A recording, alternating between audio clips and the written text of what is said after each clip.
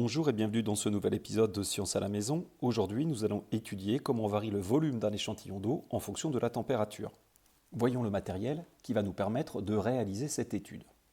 Pour faire les expériences d'aujourd'hui, il vous faut une bouteille en verre telle que celle que j'ai posée sur mon bureau, une bouteille de vinaigre balsamique, de sirop ou bien une bouteille de limonade comme celle-ci, et un marqueur. Si vous le pouvez, je vous invite également à utiliser un thermomètre à graduation ou un thermomètre électronique afin de relever la température de l'eau que vous utiliserez dans ces expériences. C'est parti. Dans un premier temps, nous allons remplir la bouteille de verre avec de l'eau très chaude venant du robinet. N'hésitez pas à laisser couler longtemps l'eau de manière à avoir l'eau la plus chaude possible. Puis, remplissez votre bouteille d'eau de manière à ce que le niveau de l'eau arrive dans le goulot de la bouteille.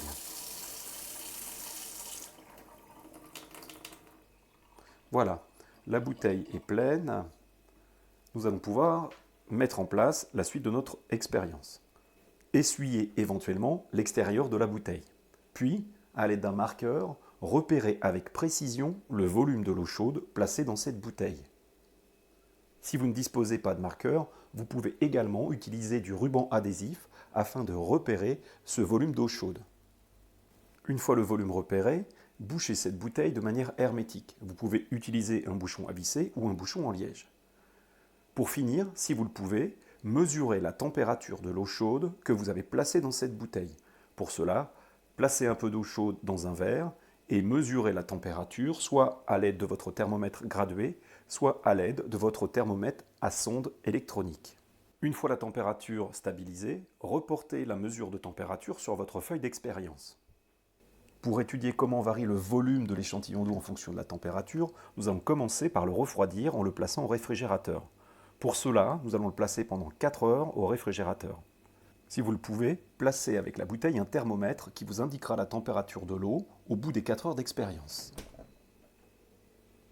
À l'issue de ces 4 heures, sortez la bouteille du réfrigérateur et observez. Notez éventuellement les variations du volume de l'eau lorsque celle-ci a été placée au réfrigérateur et relevez la température de cette eau. Complétez alors votre feuille d'expérience. Pour terminer, mettez à présent cette bouteille d'eau à proximité d'une source de chaleur ou bien simplement laissez à l'air libre. Placez également le thermomètre pour pouvoir mesurer la température au bout des 4 heures. Observez alors le volume de l'eau contenue dans cette bouteille, puis repérez-le avec un nouveau trait au marqueur. Prenez des notes sur votre feuille d'expérience et n'oubliez pas de mesurer la température. Une fois ces expériences réalisées, utilisez vos observations pour répondre à 2 questions. La première, comment varie le volume de l'échantillon d'eau en fonction de la température? Et la seconde, pourquoi le réchauffement des océans contribue-t-il à l'élévation du niveau de ces mêmes océans? Voilà, je vous souhaite à présent de belles expériences et je vous dis à bientôt.